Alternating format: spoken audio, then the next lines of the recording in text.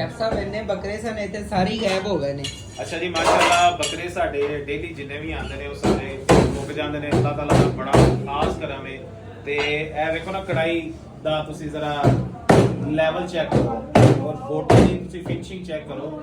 ਅਸੀਂ ਇਹ ਮਛਲੀਆਂ ਜਿਹੜੀ ਗੱਲ ਹੈ ਸਾਡੀਆਂ ਬਾਕੀ ਜਿਹੜਾ ਨਾ ਚੀਜ਼ਾਂ ਬਣਦੀਆਂ ਨੇ ਉਹਦੇ ਵਿੱਚ ਅਸੀਂ ਇਸਤੇਮਾਲ ਕਰਦੇ ਆ। ਤੇ ਇਹ ਕੜਾਈ ਲਈ ਬੜਾ ਸਾਫ ਸੁਥਰਾ ਥੋੜਾ ਬੋਨਲੈਸ ਤੇ ਥੋੜਾ ਜਿਹਾ ਹੱਡੀ ਵਾਲਾ ਗੋਸ਼ਤ ਜਿਹੜਾ ਅਸੀਂ ਕੱਢ ਲੈਨੇ ਆ। बेहतरीन कढ़ाई अगर तुसी खानी और बेहतरीन देसी बकरियां दी कढ़ाई खानी है तो स्वाद में सदीक सन से तशरीफ लियाओ। ए जनाब साडा कीमा बनेगा। कुछ रान दा कुछ इधर उधर असीं पा के ते कीमे नहीं कढ लईदा। ए जेड़ा ना साडीआं मटन दीआं मछलियां बनदियां ते ए जनाब फर्स्ट क्लास जनाब तो असीं जेड़ा खावांगे मटन दी मछली जेड़ा ना साडी सिग्नेचर आइटम जे और मटन दी कढ़ाई साडी जेड़ा ना वो बड़ी बेहतरीन जे ते आधा किलो दी मछलियां खानियां जना ते आ जाओ फौरी तौर पे स्वाद पे। बहुत शुक्रिया, थैंक यू।